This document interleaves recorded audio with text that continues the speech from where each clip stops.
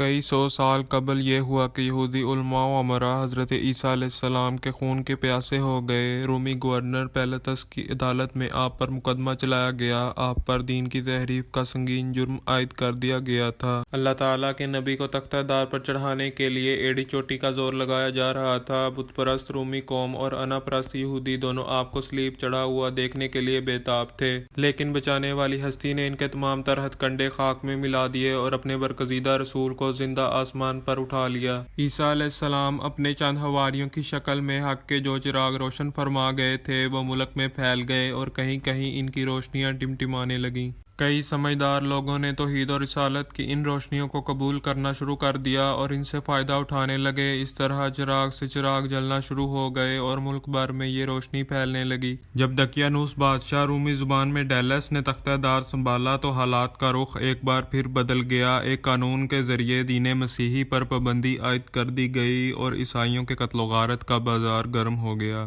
Asia कुचक नामी एक शहर डायना मंदिर की वजह से पूरे मुल्क में ख़ास अहमियत का हामिल था। दकियानूस ने इस शहर का भी रुख किया और वहां पर ईसाइयों की पकड़ दकड़ शुरू कर दी। वहां की एक बस्ती जो एफसस के नाम से मौसूम थी कि चंद नौजवान अपनी दौलत ईमान बचाने की गर्ज से वहां से निकल खड़े हुए और करीबी पहाड़ की एक वसी गार में जा छिपे। वहां बैठकर बारगाह इलाही में खूब गिड़गिड़ाए कि अल्लाह रब्बुल इज़्ज़त इनको जालिम बादशाह के शर से बचाए ताकि नेमत ईमान इनसे छिनने ना पाए। कादिर मुतलक ने इनकी खलूस बरी इल्तिजा को शर्फ कबूलियत से नवाजा और इन पर नींद मुसल्लत फरमा दी। असहाबे कहफ का कुत्ता भी गार के दहाने पर पांव फैलाए बैठा इसी हालत में सो रहा था। गार का मुंह शुमाल की जानिब था, इसलिए वहां धूप न आती थी, अलबत्ता रोशनी का गुजर होता रहता था। इधर दकियानूस को जब वाक़े का इल्म हुआ तो इसने गार के दहाने पर एक दवार तमीर करने का हुक्म दे दिया ताकि असहाबे कहफ इसी गार में मर खप जाएं और वही गार इनकी कब्र बन जाए। जिस शख्स को दवार बनाने पर मामूर किया गया वो नेक आदमी था। इसने तांबे की एक तख्ती पर असहाबे कहफ के नामो अहवाल लिख कर एक संदूकचे में महफूज करके वहां रख दी ताकि बाद में आने वाली नस्लों को इनके हालात का इल्म हो सके। तकरीबन 187 साल तक असहाबे कहफ महवे ख्वाब ही रहे। कुदरत कामिला इनके पहलू भी बदलती रही। दकियानूस बादशाह भी कुछ अरसे के बाद अपने कैफिर किरदार को पहुंच गया। कई बादशाह आए और अपनी बादशाही का डंका बजाकर चल दिए। पुराने शहर उजड़े, नई बस्तियां आबाद हुई, क्या क्या तगय्युर और तब्दील रोनुमा हुए, अल्लाह ही बेहतर जानता है।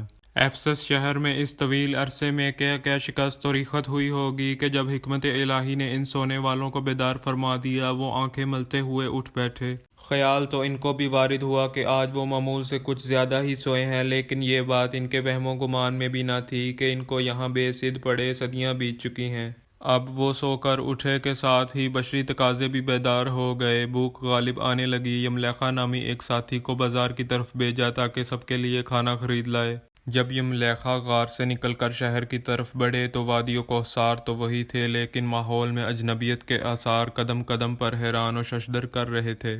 जब आप शहर में दाखिल हुए तो शहर के दरो दीवार, गली कूचे और खलकत की कसरत जुबान हाल से कुछ और ही दास्तान सुना रहे थे।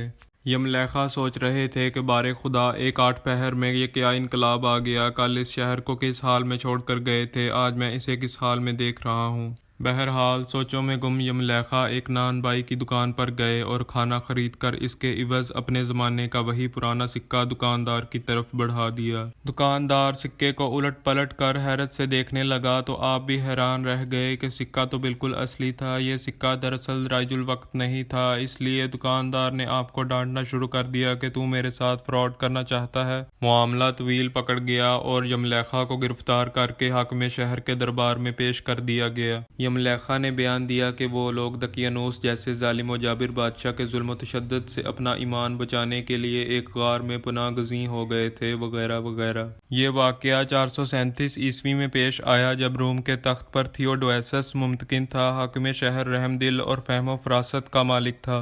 हकीकत हाल की तहकीक के लिए यमलेखा के साथ गार की तरफ चल पड़ा। मामला बड़ा दिलचस्प था। बहुत से लोग साथ चल पड़े। हाकिम शहर की क़यादत में जब एक जमे गफीर गार पर पहुंचा तो दीगर असहाबे कहफ से भी मुलाकात हो गई। करीब ही पड़े संदूकचे को खोला गया तो एक तख्ती मिली जिसकी इबारत ने यमलेखा के इस बयान की तस्दीक कर दी जो वो दरबार में हाकिम वक्त के सामने दे चुके थे। साथ ही असहाबे कहफ पर भी हकीकत खुल गई कि इनको यहाँ ठहरे वाकई सदियाँ बीत चुकी हैं, इसलिए तो हालात का रुख बिल्कुल ही बदल चुका है।